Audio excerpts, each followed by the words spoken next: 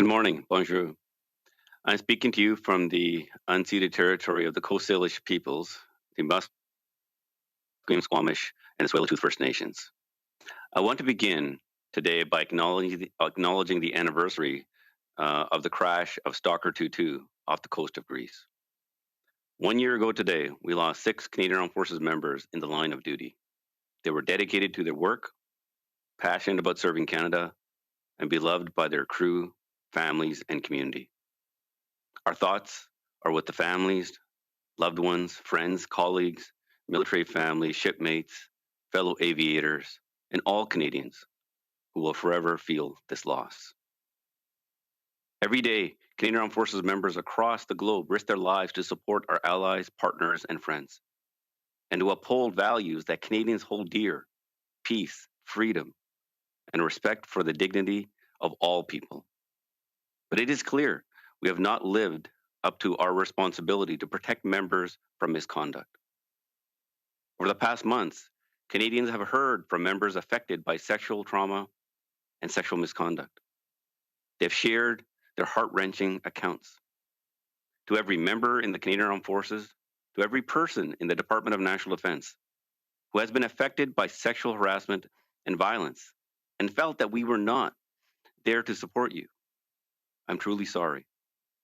We also know that the current reporting systems do not meet your needs, and too often you do not feel able to report misconduct out of fear of reprisal or retribution. We have heard you, we have listened, and we are taking action. We know we must transform the culture of the defense team to one of dignity and respect, and we need to put in place an external reporting system outside of the chain of command to begin rebuilding confidence. These changes must be comprehensive, and most importantly, they must be lasting. And it must address the systemic challenges at the root of the problem: abuses of power, discrimination, biases, harmful stereotypes. It is why Madam Louise Arbour, former Supreme Court Justice, has agreed to lead an independent external comprehensive review of our institutional policies and culture. Over the coming months, we expect Madam Arbour to provide concrete recommendations on how the Canadian Armed Forces and the Department of National Defence can set up an independent external reporting system for defense team members that meets the needs of those who have been impacted by sexual misconduct. This system needs to be focused on those who have been impacted by misconduct, be responsive to their needs, and be outside of the chain of command and the Department of National Defence. Anything less cannot be accepted. Anything less will not be accepted. Madam Arbour and her team will provide significant direction on how we must evolve to support affected people, and how we can ensure that every incident is handled appropriately.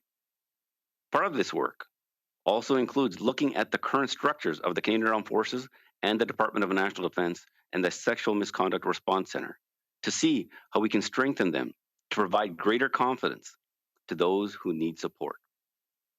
She will also examine the performance evaluation and promotion system in the Canadian Armed Forces, with a focus on how leaders are selected and trained.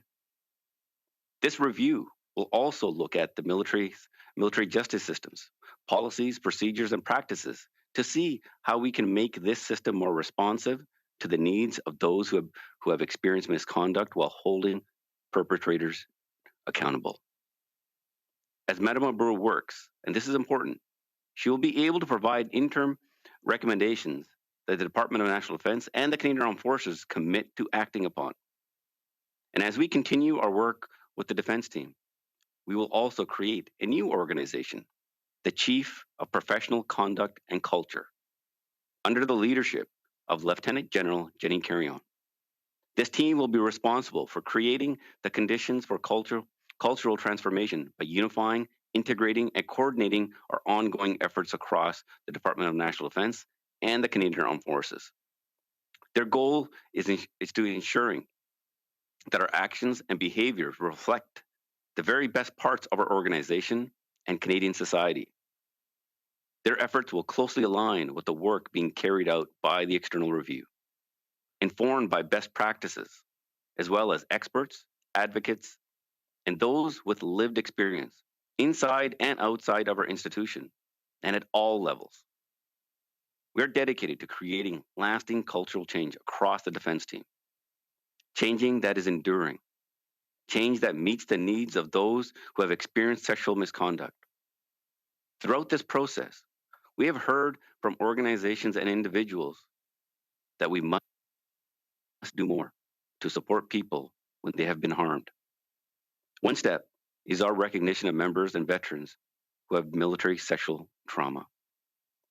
And with the $236 million funding from Budget 2021, we will work with Veterans Affairs Canada to develop a peer support network for Canadian Armed Forces members and veterans affected by sexual assault or sexual harassment during their service. We're committed to funding peer-to-peer support online and in person, as well as expanding the reach of the Sexual Misconduct Response Center across the country, as noted in Budget 2021. This program will include both online and in-person group support, as well as an app that will connect members to confidential peer support 24/7 anywhere across the globe. It will be designed and facilitated by professionals, clinicians, and people with lived experience, ensuring the best support is available. This funding also ensures that we will continue our efforts to implement the Declaration of Victim Rights in our military justice system. We're currently consulting with victim groups, and we will soon launch an online questionnaire to solicit anonymous feedback so we can implement the regulations needed for Bill C-77. Taken together, these initiatives are critical to building a true culture of inclusion where everyone is treated with dignity and respect. But these are just the first steps. We know we have to keep moving forward. We know we have more to do. We know we need to regain your trust. We are committed to a lasting change, one that sheds the toxic and outdated values, practices, and policies that have harmed our people. Today is the beginning of that. It is not the end. Thank you. Merci beaucoup.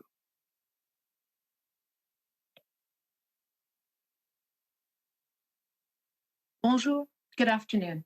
Je souhaite tout d'abord commencer aujourd'hui en soulignant l'anniversaire de l'écrasement de Stalker survenu au large de la Grèce. Il y a un an aujourd'hui, nous avons perdu 6 membres des forces armées canadiennes dans l'exercice de leurs fonctions. Ces militaires étaient dévoués à leur travail, passionnés pour le service au Canada et adorés par leur équipage, leur famille et leur communauté. Nos pensées vont à leurs familles, à leurs proches, leurs amis, à leurs collègues, leurs familles militaires, à leurs camarades de bord, à leurs collègues aviateurs, de même qu'à tous les Canadiens et Canadiennes qui sentiront à jamais cette perte. Au quotidien, les membres des Forces armées canadiennes, aux 4 coins de la planète, risquent leur vie pour appuyer nos alliés, nos partenaires et nos amis. Ils la risquent aussi pour promouvoir des valeurs que les Canadiens et Canadiennes tiennent à cœur, la paix, la liberté et le respect de la dignité de tous et chacun. Il est toutefois clair que nous n'avons pas été à la hauteur de notre responsabilité visant à protéger les militaires contre l'inconduite. Au cours des derniers mois, la population canadienne a entendu parler des militaires qui ont été affectés par l'inconduite sexuelle et les traumatismes sexuels. Ces derniers ont partagé leurs récits déchirants. À tous les membres des Forces armées canadiennes et employés du ministère de la Défense nationale qui ont été affectés par le harcèlement et la violence sexuelle, mais qui n'avaient pas l'impression de bénéficier de notre soutien. Je suis vraiment désolée. Nous savons également que les systèmes existants de signalement ne répondent pas à vos besoins et que, trop souvent, vous avez l'impression de ne pas pouvoir signaler des cas d'inconduite par crainte de représailles. Nous vous avons entendu, nous vous avons écouté et nous passons à l'action. Nous savons que nous devons transformer la culture de l'équipe de la défense en une culture basée sur la dignité et le respect. Par ailleurs, nous reconnaissons la nécessité de mettre en place un système de signalement externe et indépendant de la chaîne de commandement, dans le but de rétablir la confiance. Ces changements doivent être exhaustifs et surtout, ils doivent être durables. Ils doivent aussi remédier aux défis systémiques qui sont à l'origine du problème. Les cas d'abus de pouvoir, la discrimination, les préjugés, les stéréotypes nuisibles. C'est pourquoi Madame Louise Arbour, ancienne juge de la Cour suprême, a accepté de diriger un examen externe complet et indépendant sur notre culture et nos politiques institutionnelles. Au cours des prochains mois, nous nous attendons à ce que Mme Arbour formule des recommandations concrètes quant aux façons dont les forces armées canadiennes et le ministère de la Défense nationale peuvent mettre sur pied un système externe de signalement pour les membres de l'équipe de la Défense. Un système indépendant qui satisfait aux besoins des personnes qui ont été affectées par l'inconduite sexuelle. Ce système indépendant de la chaîne de commandement et du ministère de la Défense nationale doit mettre l'accent sur les personnes qui ont été affectées par l'inconduite et doit tenir compte de leurs besoins. Nous n'accepterons rien de moins que cela. Mme Arbour et son équipe vont donner une importante orientation de la façon dont nous devons évoluer pour appuyer les personnes affectées et des manières dont nous pouvons veiller à ce que chaque incident soit traité de façon appropriée. Dans le cadre de l'examen, l'équipe se penchera également sur les structures actuelles des Forces armées canadiennes, du ministère de la Défense et du Centre d'intervention sur l'inconduite sexuelle, afin de déterminer comment nous pouvons les renforcer afin d'accroître la confiance des gens qui ont besoin de soutien. Elle va aussi examiner les méthodes d'évaluation du rendement et le système de promotion des Forces armées canadiennes, tout en se concentrant sur la façon dont les dirigeants sont choisis et formés. L'examen portera aussi sur les politiques, les procédures et les pratiques associées au système de justice militaire. Ceci dans le but de trouver des façons dont nous pouvons veiller à ce que le système tienne davantage compte des besoins des personnes qui ont vécu des situations d'inconduite, tout en s'assurant que l'auteur de ces actes réponde de ceci. Alors que Mme Arbour poursuit son travail, il est primordial de le préciser. Elle pourra formuler des recommandations provisoires auxquelles le ministère de la Défense nationale et les Forces armées canadiennes s'engagent à donner suite. Par ailleurs, tout en poursuivant notre travail au sein de l'équipe de la Défense, nous mettrons également sur pied une nouvelle organisation, le chef conduite professionnelle et culture. Sous la direction de la Lieutenant-General Jennie Carignan, il sera de la responsabilité de l'équipe d'établir les conditions propices à une transformation de culture. Pour ce faire, elle veillera à unifier, intégrer et coordonner les efforts déployés à l'échelle du ministère de la Défense nationale et des Forces armées canadiennes. L'équipe a pour objectif de veiller à ce que nos actions et nos comportements reflètent les meilleurs aspects de notre organisation et de la société canadienne. Ces efforts seront étroitement liés au travail réalisé dans le cadre de l'examen externe et leur travail sera fondé sur des pratiques exemplaires, de même que sur les avis d'experts, de défenseurs et de personnes ayant vécu des expériences à l'intérieur comme à l'extérieur de notre institution et à tous ses niveaux. Nous sommes résolus à créer un changement de culture durable à l'échelle de l'équipe de la défense. Un changement impérissable. Un changement qui satisfait aux besoins des personnes qui ont été affectées par l'inconduite sexuelle.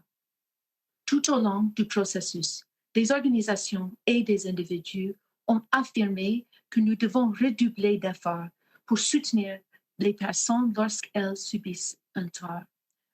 Une façon de nous y prendre, c'est par la reconnaissance des militaires et des vétérans qui ont subi un traumatisme sexuel dans les forces militaires.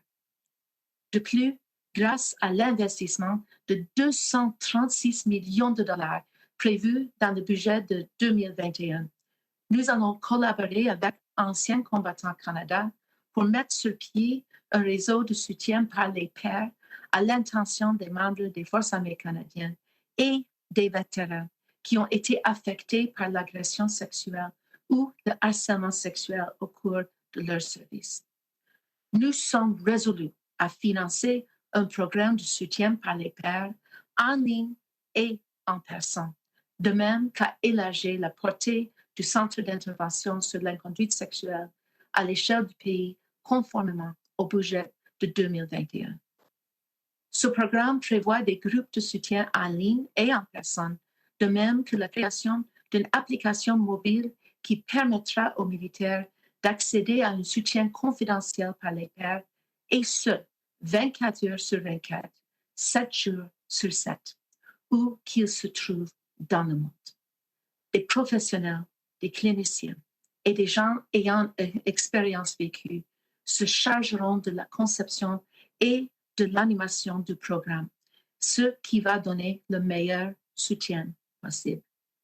Ce financement va aussi garantir la poursuite de nos efforts visant l'intégration de la Déclaration des droits des victimes dans notre système de justice militaire. À l'heure actuelle, nous consultons des groupes de victimes et nous lancerons bientôt un sondage en ligne pour obtenir une rétroaction anonyme dans le but de mettre en œuvre les règles nécessaires conformément au projet de loi C-77. Ensemble, ces initiatives sont essentielles à la création d'une véritable culture inclusive où on traite tous et chacun avec dignité et respect. Il ne s'agit toutefois que des premières étapes à franchir. Nous savons que nous devons poursuivre notre lancée. Nous savons qu'il nous reste encore du chemin à faire. Nous savons que nous devons regagner votre confiance. Nous sommes engagés à produire un changement durable, lequel élimine les valeurs, les pratiques et les politiques nocives qui ont nui à notre personnel. Aujourd'hui, nous soulignons le début d'un vrai changement. Merci.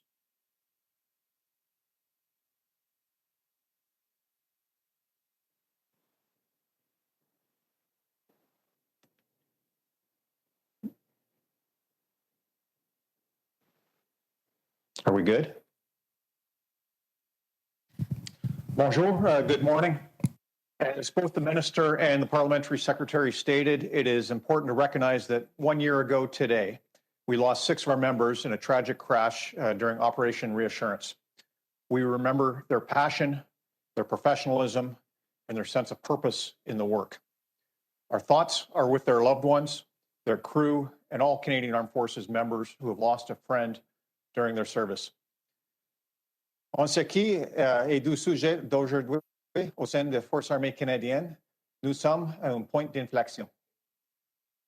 Nous continuerons d'écouter et d'apprendre, et nous nous engageons à bâtir des meilleures Forces armées canadiennes pour tous. A Canadian Armed Forces that is grounded in respect and dignity, and that fully addresses the interconnected issues of sexual misconduct, racism, abuse of power, and other forms of discrimination. Today is an important step towards change. The new Chief of Professional Conduct and Culture Organization will work to unify our culture change efforts. Under the command of Lieutenant-General Carignan, they will harness the strength of all the defense team members who are working diligently to address these systemic issues. Understanding there is no silver bullet for culture change, this restructuring is only part of what will be a wider, comprehensive plan and deliberate effort. Looking outward, we must embrace the independent external comprehensive review and the accountability that it will bring. We have to welcome scrutiny with humility. Notre état stable doit être celui où chaque personne est respectée, valorisée et peut se sentir en sécurité pour contribuer et réaliser son plein potentiel. This will take our collective efforts, all of us. It comes down to everyone's actions and words, in person or online. It's about the policies we create, the standards we enforce, and how we treat those who have been harmed. It's about living the values we aspire to, day in and day out. To change our culture, we need leadership at every level to be engaged. Ceci est essentiel pour maintenir la confiance entre les équipes et donc l'efficacité opérationnelle. Et c'est la clé de notre capacité de recruter et de retenir l'excellent individu de partout au pays. As we move forward, we will listen to those who have been affected. We will seek out and listen to external experts. We will learn from our experiences, and we will act to rebuild a trusted, respectful, and effective institution that we and all Canadians can be proud of. Thank you. Merci. Merci, bonjour. As General Eyre noted, full defense team participation in this effort is crucial. Individual engagement and strong ethical leadership are fundamental in this process. The challenges are many in the fight to prevent systemic misconduct, and they include bureaucracy, inaction, and outdated values that prevent progress and allow affected persons to be ignored. À bien des égards, l'annonce d'aujourd'hui vise à dégager la route de ces obstacles structurels. The new L1 in design, functional authority, and accountability will finally have the power to remove roadblocks, eliminate working silos, and resolve confusion. These are key problems that, at minimum, get in the way of converting good work to actual change. At worst, they cause or perpetuate real harm. Ce que nous annonce aujourd'hui ne prétend en aucun cas être la solution. Il n'existe pas de solution unique. Additionally, and for the first time, we are addressing this jointly as a CAP and Department of National Defense issue that needs a defense team solution. Failure to do so previously ignored how intertwined the Canadian Armed Forces and the Department of National Defense are at the working, management, and senior leadership levels. This is not just a Canadian Armed Forces or D&D issue, and it never has been. We are also looking beyond the issue of sexualized culture and into how we can eliminate broader abuses and power that manifest themselves in sexual or other forms of road for a very long time, and it can feel like there isn't much to show for it. But I would argue that if the initial steps need to evolve, then we should go back and make that happen. And that is what we are doing right now and will continue to do, openly considering whatever adjustments that are recommended and necessary along the way. Women have been integrated in the forces for more than 30 years, but clearly have not been truly included. This dates back to when I served. It is utterly unacceptable that the isolating and abusive culture persists. With this work, we are positioning ourselves to be a more cohesive and more effective organization, one where we all work in an environment of respect, safety, and shared values.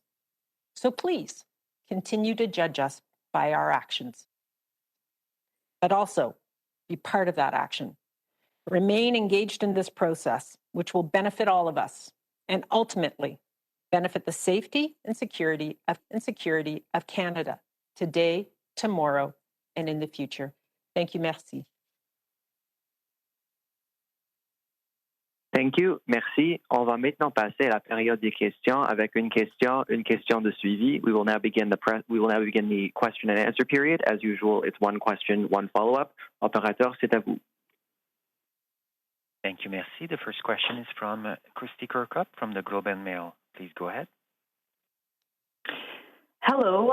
Respectfully, Minister, in 2015, another former Supreme Court Justice issued a scathing report on sexual misconduct in the military, and her central call was for a mechanism outside the chain of command.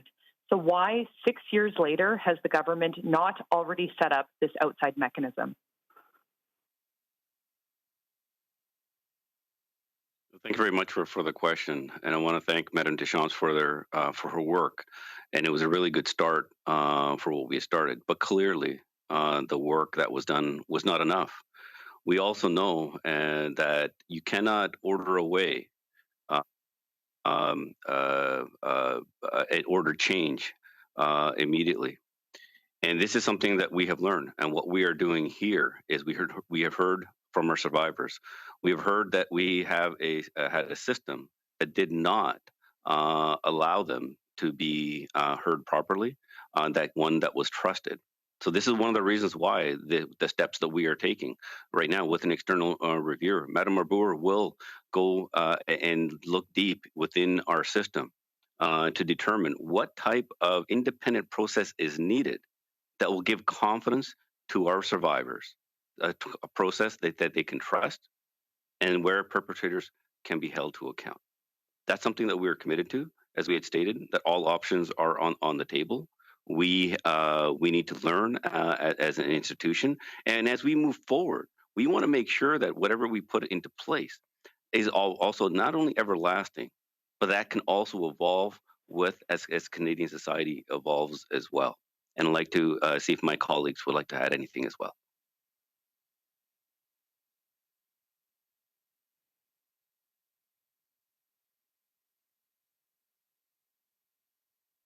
I think it would be fair to say that Madame Deschamps told us what the problem was, and that it's a deep and pervasive and persistent problem, far greater than anybody understood pre her report. And her report was enlightening and it was horrifying, as you note. What we are hoping that we can work with Madame Arbour to develop is an understanding of why that culture persists, how it is allowed to persist, and look at training, policies, programs, uniforms, recruiting, all the elements that go into making a member of the Canadian Armed Forces or a member of the Department of National Defence, and why abuse of authority continues to affect the institution this profoundly.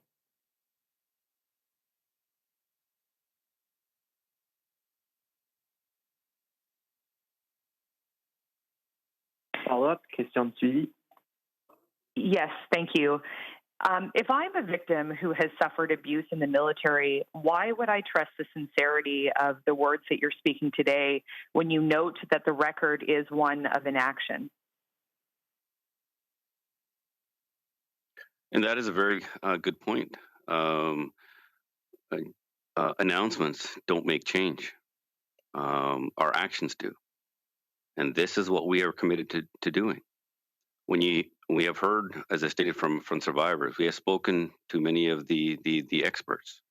It's what we put into place, the actions that we take, and the system that's going to be put into place will be determined by our survivors that come forward, a system that they can trust. But one thing for all the Canadian Armed Forces members and our survivors who are listening, you have an entire leadership, you have a government, and the leadership of the Department of National Defence and the Canadian Armed Forces who are absolutely committed to this.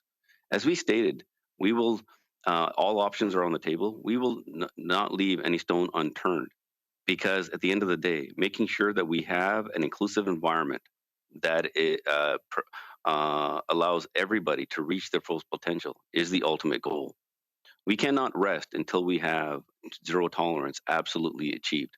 And the actions of the past and what they have seen, we regret that we did not have a system in place that supports them.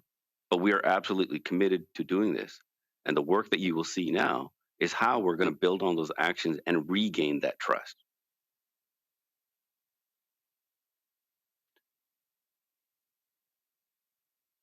Next question, prochaine question.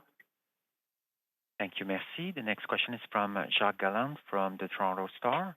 Please go ahead. Hi, Minister. My question is for you, and perhaps one Lieutenant General Eyre might like to add as well.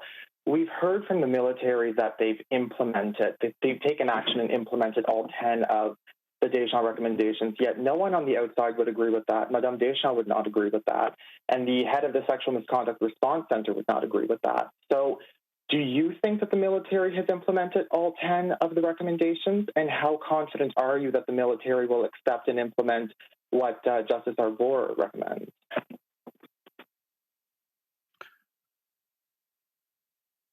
Before I hand over to General Eyre, I want to clearly state that, first of all, the work that Marie Deschamps has done has provided good guidance for us. Progress has been made, but no, we have not achieved the recommendations fully. More work doesn't need to occur, and we are here today to clearly show this. We clearly know that we do not have a system that survivors trust. This is one of the reasons why Madame Arbour, the external reviewer, will actually do a very thorough review to determine what type of external system is going to be needed. What are the things that we need to look at in terms of our promotional system that's going to make that a lasting change? Will determine the trust that's going to be built. So we do have a lot more work to do. But what you see here is not only the actions that we're about to take, but we have spent months also listening to the survivors, listening to experts, so we get this right. We have a lot more work to do. We are going to be taking action quickly, not waiting for a report. As we stated, that interim recommendations will be made and actions will be taken immediately. But at the same time, we also know that we have current survivors who have been affected by misconduct. They need to be heard. They need to get the right support.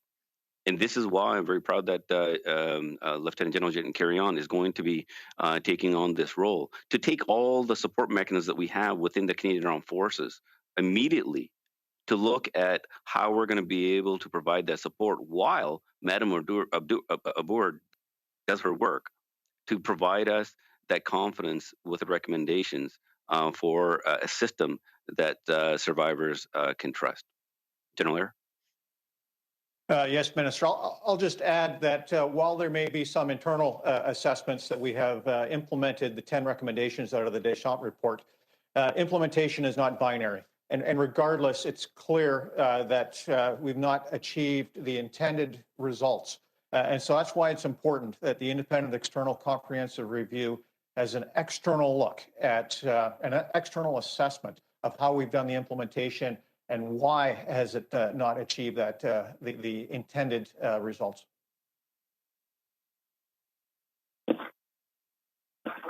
If I may add to this, thank you for your very important question, and specifically about putting survivors first. If I may, let me start by thanking survivors who have come forward, who have taken the time over the many months and years to share their stories with me, with my colleagues, with the Prime Minister. We appreciate you, we hear you, and we will continue to work with you every step of the way. And let me be clear, for far too long, governments have fallen short of the actions needed to be taken. Today, we entrust a globally respected Canadian, a human rights jurist, to bring forward recommendations on creating a system and processes that survivors can trust. And our commitment to you is this: we will put you at the center of this work. You asked us to move forward with establishing and funding a peer support system.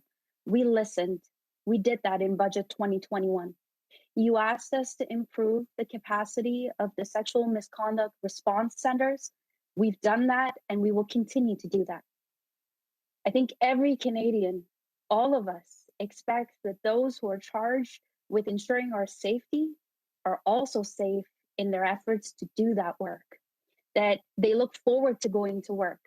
And when they come home to their families, they come home feeling accomplished and feel like they were respected in their workplace.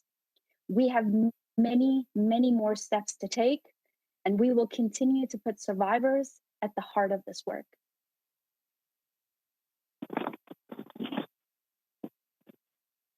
Follow-up, question de suivi. Yeah, my follow-up is to the minister. So the report will likely only be, it sounds like the final report will be released in about a year. So in the meantime, I'm wondering what you would say to survivors and individuals who might face sexual misconduct this year as to where they're supposed to go, what body they should trust, and given that there won't be an external body created, it sounds like for at least a year. And especially when we look at the Deschamps report, which gave you the building blocks to create such a body, and the government and the military never acted on it. So what would you say to survivors this year who are wondering this year where they're supposed to go with their allegations? Well, that's, thank you very much for the question. That's a really good question. That's something that we have looked at quite deeply. First of all, I want to state that the work that Madame Arbour is going to be doing is not only she'll take the time to get the work right, but as she feels that she has interim recommendations, regardless whether it's a month from now, 2 months from now, 3 months from now, that she can bring those recommendations forward and they will be acted upon immediately. But even before this, this is one of the reasons why Lieutenant-General Carignan is going to be leading another effort to where we can immediately look at providing the support to our survivors, taking a lot of the mechanisms that we have across Department of National Defense and the Canadian Armed Forces to be able to immediately kind of provide the immediate support, but also we're going to be acting upon the recommendation Madame Deschamps has made, for example, on the independence of SMRC. So we are already working on that. So we're not going to wait for a report to come out. We're going to continue to take action from day one. And the work that's currently undertaking by, as I stated from Lieutenant-General Carignan, is going to start that work. What we need to be very mindful of here is the external process that we put into place has to also meet the mark, which it has to regain the trust of the survivors, one that they have faith in, the one that we have a system in place that is independent of the chain of command, independent of the Department of National Defense, that can outlast governments. That's a lasting change that we need, and we owe it to our Canadian Armed Forces members and our survivors who have come forward to get this right. And Deputy Minister or Acting CDS, if you have any other words to add to that. So, Minister, I would add that the approach we're taking, you can almost see it on two streams. The first stream being the independent external comprehensive review, working on a different timeline, and a more immediate timeline, the second stream, the organization of the chief of professional conduct and culture, immediately forming a core planning team to conduct formal listening sessions, to gather and reconcile all of the ideas, the initiatives that are out there, both from the grassroots level within the military, from victims, from internal experts, from external experts, and then put together a deliberate plan. But that first stream, as the minister mentioned, will feed on a regular basis into the second stream so that we can continue to make changes as Madame Arbour identifies pieces to change. Now, this is an interim initial step that we're taking with the stand-up of Lieutenant General Carignan's organization. It's part of our rush to learn and listen, not necessarily a rush to act, because we have to take a very deliberate and comprehensive approach as we go forward.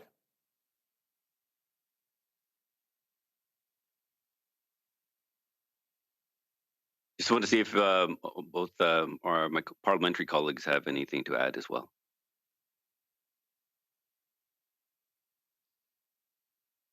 Yes, I'd just like to add that we have heard incredibly compelling testimonies from women, from survivors, also from male survivors, and these are testimonies that have shaken me personally, and I know they've shaken all of us. And what I'd like to say to those survivors, who have come forward, but those who have not yet come forward, that we want to provide you the supports. We have heard you. The testimony in the parliamentary committees that have studied this have made very, very clear that we need a solution outside of the chain of command. We need external accountability. We have heard you, and that is exactly what we're doing today.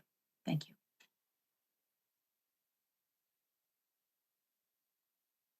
Next question, prochaine question. Thank you, merci. La prochaine question est de Laurence Martin, Radio-Canada. La parole est à vous. Bonjour, ici c'est Christian Noël qui prend la place de Laurence Martin. Merci beaucoup de prendre nos questions. I will ask my question in English to Minister Sajjan, please. But before I ask my question, I want to know, did you read the Deschamps report?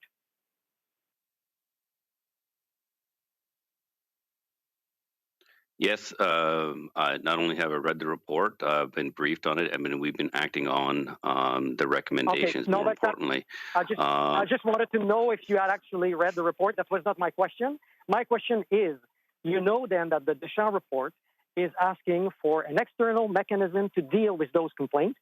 Why don't you just go ahead and do that? Why do you need another report? No, it's a very, very good point there. But we can't just create an external system that we're looking at. We want to be extremely bold in our way forward. When it comes to an external system that we're going to be put into place, it's going to be independent of the military, independent of the Department of National Defense. And we need to make sure that we get the right mechanisms in place and the proper process in place to get this right. Making a change does not mean we're going to create the results. And we have clearly seen that. What we want to do here is get the right recommendations conducted thoroughly by somebody who has a tremendous experience to get this right. When we put our people first in our defense policy, it's easy to just say, hey, pat yourselves on the back. We made announcements. We said this, and it's going to happen. That's clearly in our past. That has not happened. We need to be able to measure our results. This is what today is about, is making sure that we put a credible pathway forward that can move very quickly, but credibly, that can lead to lasting change. And that's what we're committed to. Next question, prochaine question. No, I'm sorry. I still have my follow-up. Thank you. You say, Minister Sajjan, that you want to make sure that you restore the trust of the survivors. You have the Deschamps report for 5 years, and you're waiting until you are in a political firestorm to announce that you're going to act on it. Some people are going to say that you are trying to protect yourself more than protecting the victims. What would you have to say to that? Thank you very much for the question. Let me make it very clear to you. When somebody serves their country, put their lives on the line, put the writes the check of unlimited liability, I take that very seriously. When we formed our defense policy, and we heard from Canadians what the focus should be in our defense policy, they told us it should be focused on looking after our people. We listened, and we put them number one in our defense policy. Chapter number 1. We put into place the right policies in place. But clearly, when it comes to implementations, when it comes to recommendations, even from the Deschamps report, from the implementations, we thought we were going down a path that was creating that better change. It clearly has not worked. What we're doing here is sticking to that core principle. And that's something that I've always believed in. That's something when I also served, at the same time, knowing what somebody goes through. That's what I always remain focused on, is looking after our people. Is regardless of what situation might be going on around us. My number one priority of our government has been to look after our people. That's why we put our people as chapter number 1 in our defense policy. That's why we said that GBA plus analysis has to be in everything that we do. That's why we put support mechanisms in place. We changed policies early on, looking at things. What were the barriers for women to join the Canadian Armed Forces? What were the barriers when it came to retention?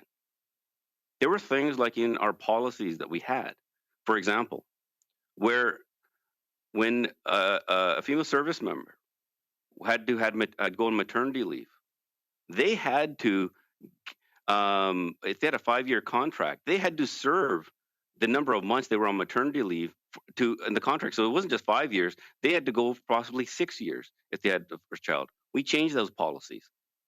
Now, what I'm trying to say here is, I'm not saying that we have it right. We clearly don't. But what I'm saying here is that our number one priority is focused on our people, and it'll always be that.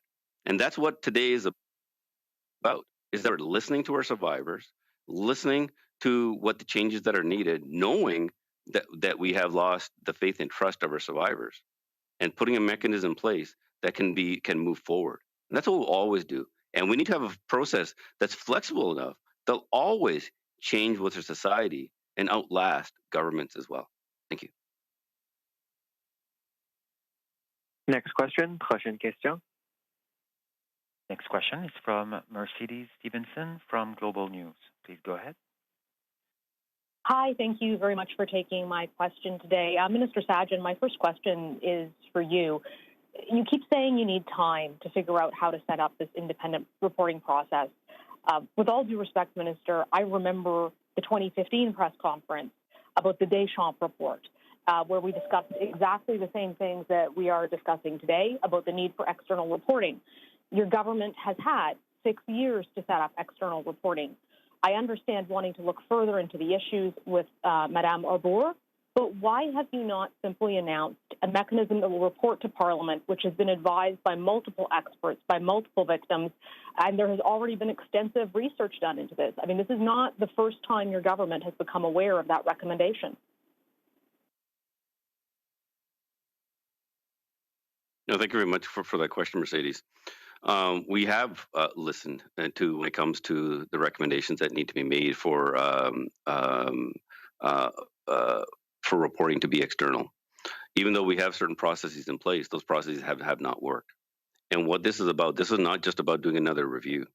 This is about taking a much more bolder step that we have done in the past. A step that has a mechanism in place, as I stated, that will be completely independent of the military, having a person or a body that's going to be in place that's not going to be military, that can take not only the quick action, but also to be able to hold perpetrators to account, to take a look at all those type of issues. That's something that we owe to our people. Making an announcement on something to say that's going to happen is not going to just achieve the results. What we're trying to do here is get it right. We're also taking steps immediately to provide the immediate support for the survivors who are coming forward. But we need to get this right. This is not about just doing another review. This is about taking steps very, very quickly. And as the interim recommendations are made, they'll be acted upon. Follow-up, question suivie. Thank you. My follow-up question is for General Carignan, because we actually haven't heard from General Carignan, even though she's taking on this important role. General Carignan, what power will you have to take action? What ability will you have to address this? And how do you feel about being given this role instead of Army Commander? First of all, I have to say that I am privileged to have been elected for this task because I think it's going to have an effect on the overall defense team. Sorry for the interruption. Unfortunately, we cannot hear. Making some progress into that field. Now, I would set my mandate within the prevention space, which is create the conditions for inclusive climate and have folks feel comfortable working in their environment. So this is where my mandate is set within the space that I have right now. What powers that will be determined in the next few weeks as we are confirming and working a clear mandate, but that will be firmly determined in the next few weeks. Next question, prochaine question. Thank you, merci. The next question is from Libertium from the Canadian Press. Please go ahead.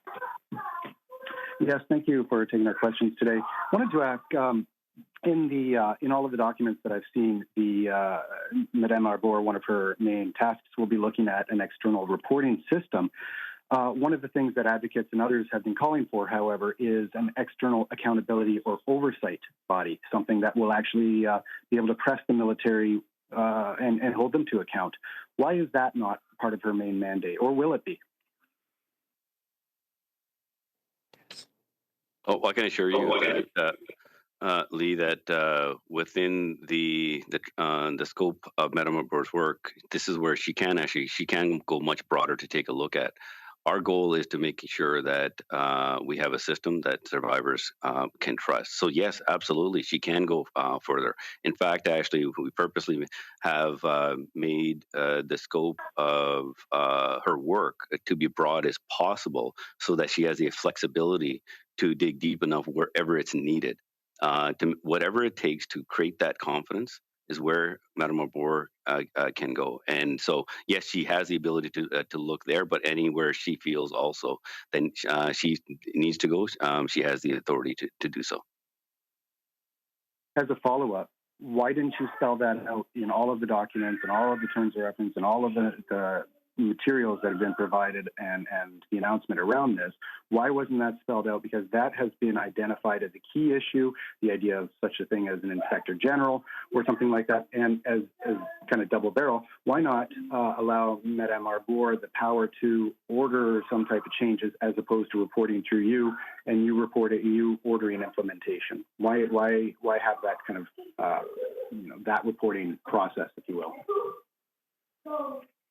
We want to make sure that Madame Arbour had the ability to conduct a review extremely thoroughly, to look at not just the external reporting process, but go even further to look at the systemic issues that are currently in place. And ultimately, based on those recommendations, will require possible changes.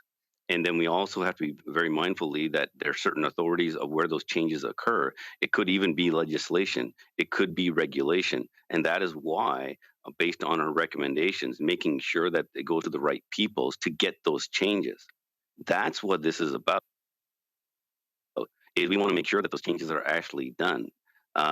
So she has the ability to go wide and deep as possible. As I stated, the goal is to making sure that we have a system independent of the chain of command and the military, so that it can regain the trust of survivors to come forward.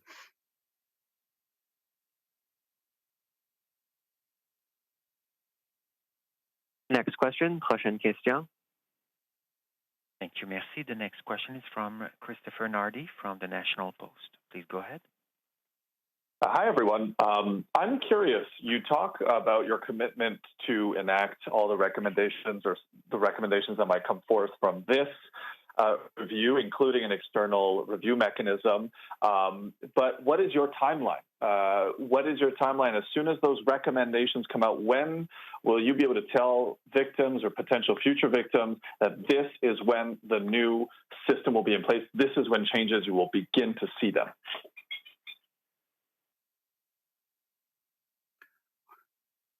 Thank you very much for the question. We want to move as quickly as possible so that we can put a process in place that our survivors can trust and have faith in. Madame Arbour has the ability to be able to come up with any recommendations that she feels that needs to be acted upon immediately. Whether it takes a month, 2 months, we will act on it. This is one of the reasons why we didn't want to put into place where we're waiting for a report. Also, the organization that Lieutenant-General Carignan will be leading is also going to provide the base to be able to where those implementation can be done very, very quickly as well.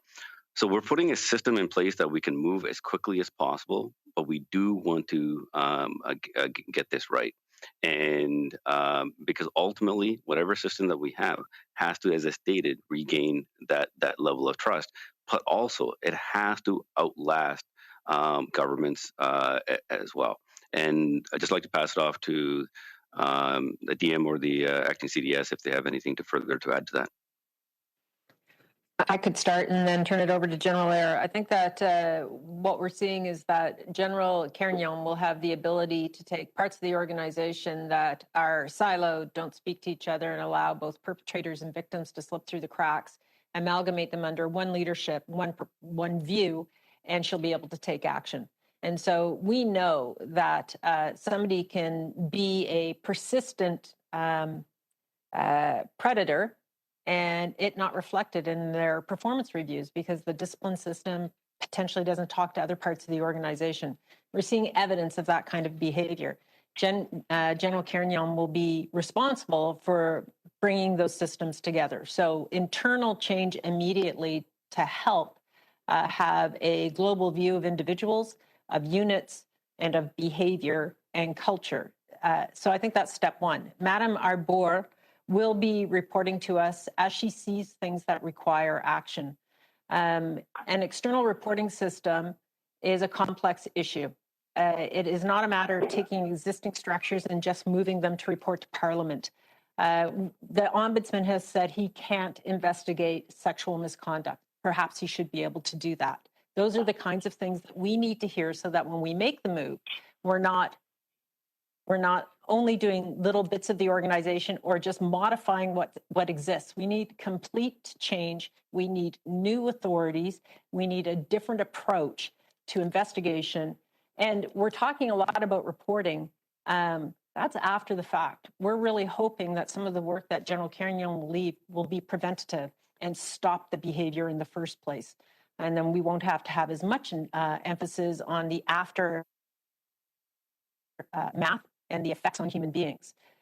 So there's no simple answer, and it may seem that we're moving too slowly, and we accept that the Deschamps report was not implemented as intended by its author. We're not going to interpret the report this time. We're going to implement it.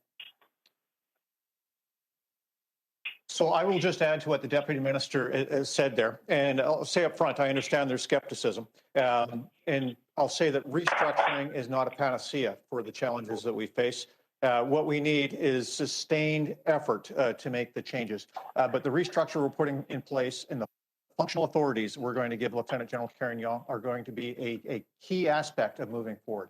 Functional authorities to take a look at training and revamping our training system, looking at how we train leaders to ensure that our leadership is more embraces inclusive leadership and the concepts that go along with that, to better understand the use and the abuse of power, taking a look at how our career management system works or doesn't work and directing changes there, looking at leader selection and giving subordinates more of a voice in leader selection so that we can ensure that we don't have toxic leaders rising to the top.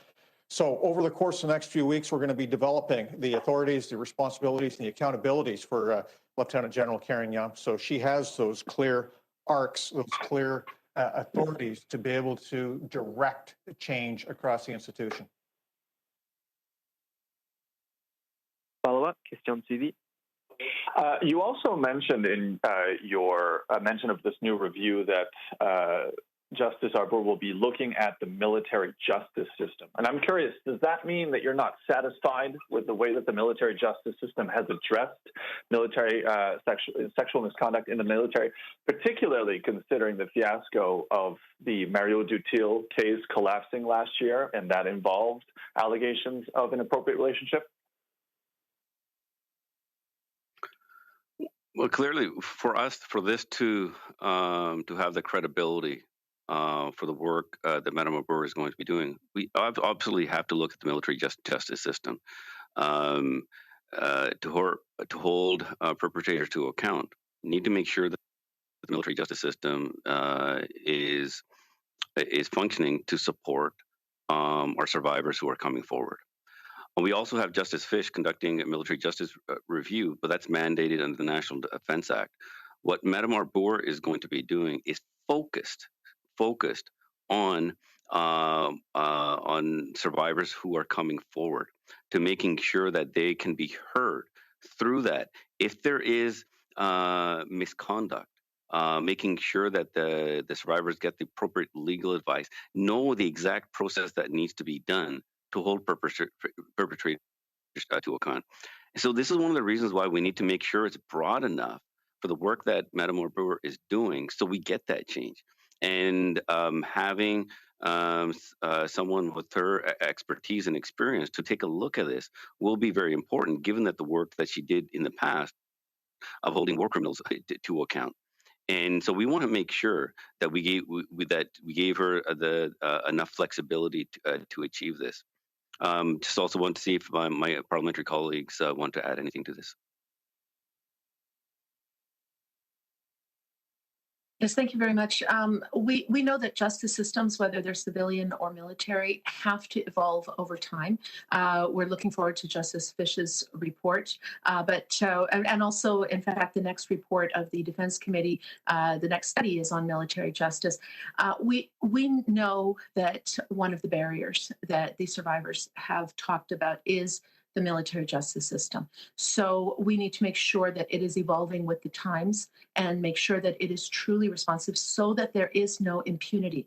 And Madame Arbour is in an excellent position. I lived and worked in the former Yugoslavia, and she is the reason that rape is a war crime. And she has done a tremendous work in terms of impunity, in terms of holding perpetrators accountable, and that is exactly the lens through which we want her to look at this at the same time that we have Justice Fish's report and hopefully the committee's report as well.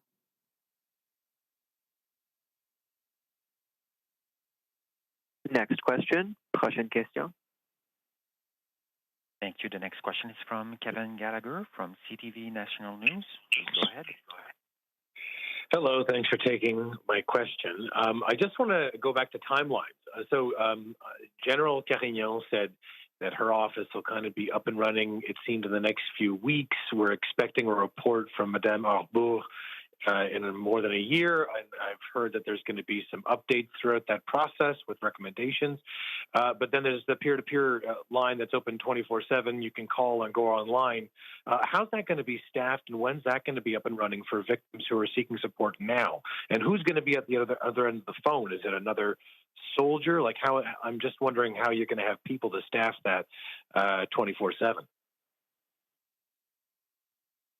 No, that's a very good question. And we're not looking at creating a sequence here. What we're trying to do here is put as much support as possible and get not only the institutions, but the support systems up and running as quickly as possible. And we obviously want to get this right.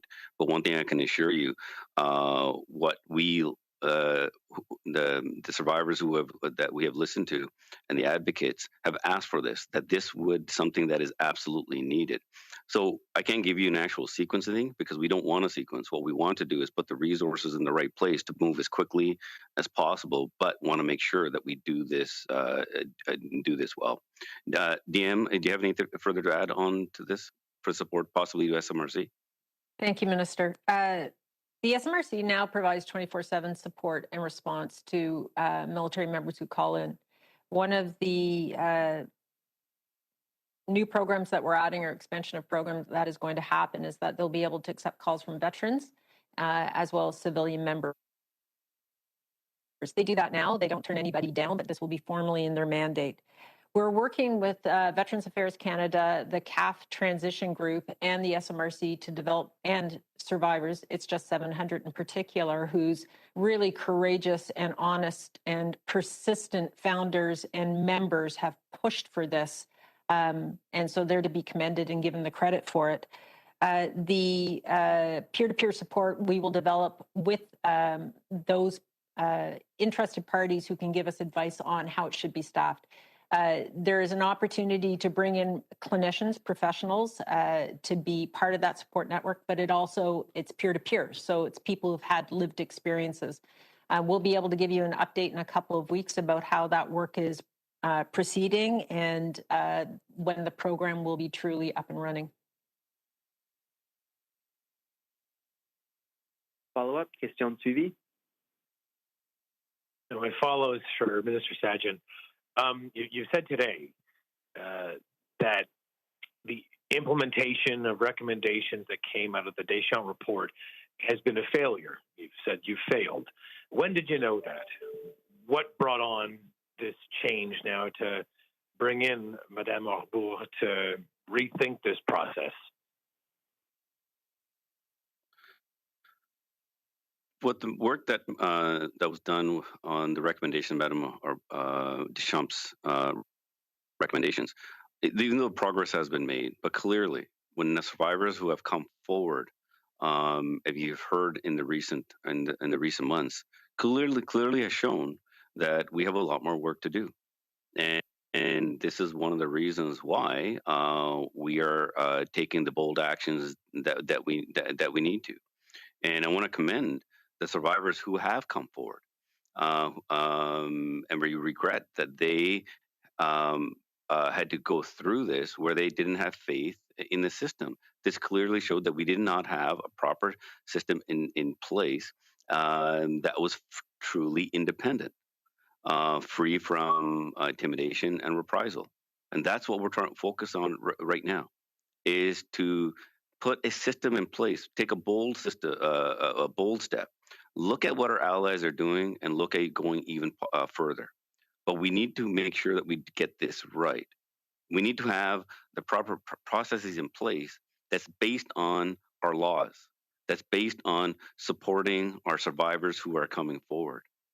And it's so important that we get this piece right, because it's only through a proper mechanism process that and policies that you have in place that it can that can be truly lasting. So that's what we're focused on, and we know that we have a lot more work to do, but we're going to move as quickly as possible here to get this right. And if any of my Kevin, thank you for your question. This issue, gender-based violence in the military, in workplaces, it's a complex issue. And it is clear that we have much more to do to ensure that survivors feel safe, that we prevent the behavior from happening in the first place.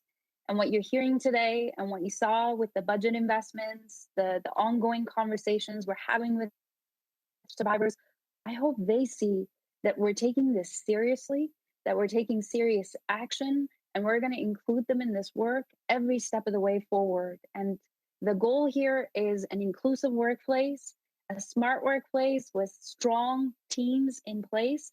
And I believe that this institution is strong enough for the change and the work ahead.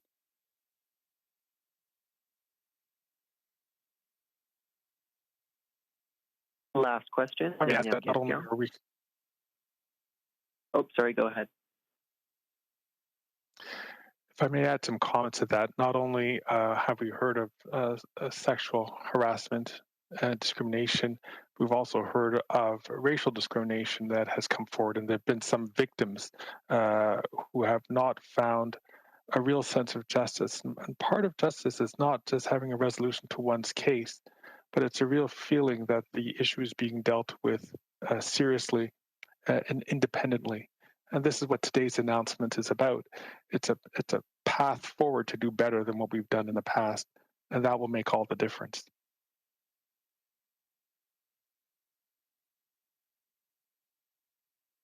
Thank you. Merci. Last question. Dernière question. The last question is from Ashley Burke from CBC National News. Please go ahead. Hi, thank you for taking my question as well. This is for Lieutenant-General Jennie Carignan.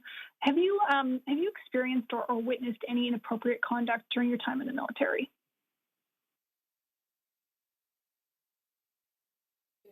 Again, I've been growing military within the culture of the military, and over the years, I have dealt with various cases. I'm sorry to interrupt, but the audio is too low. Each individual cases are all very different from one to the other.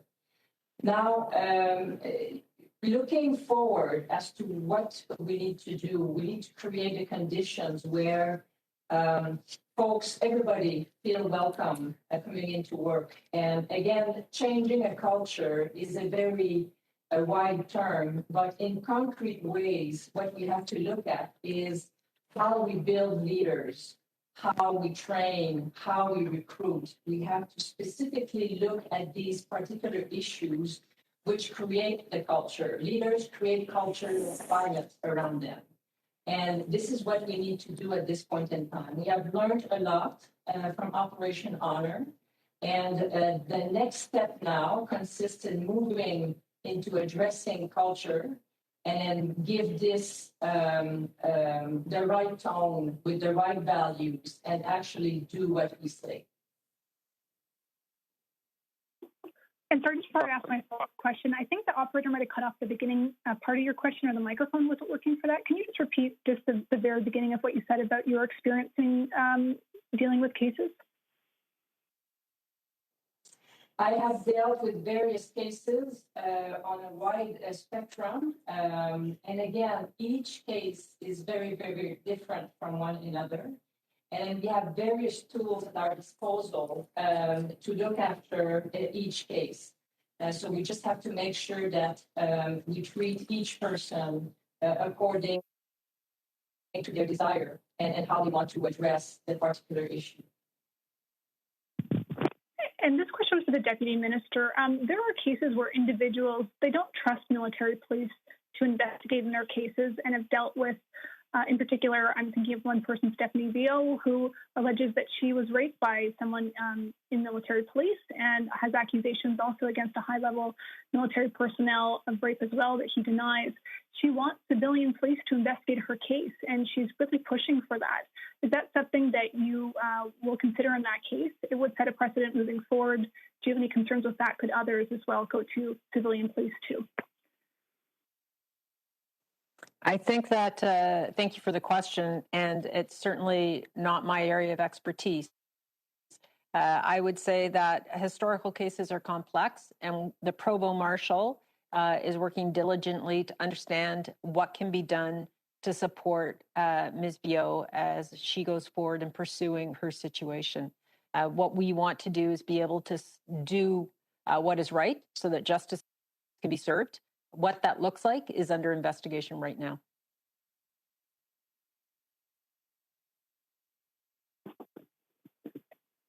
That concludes today's press conference. Thank you very much. Bonne journée. Merci beaucoup.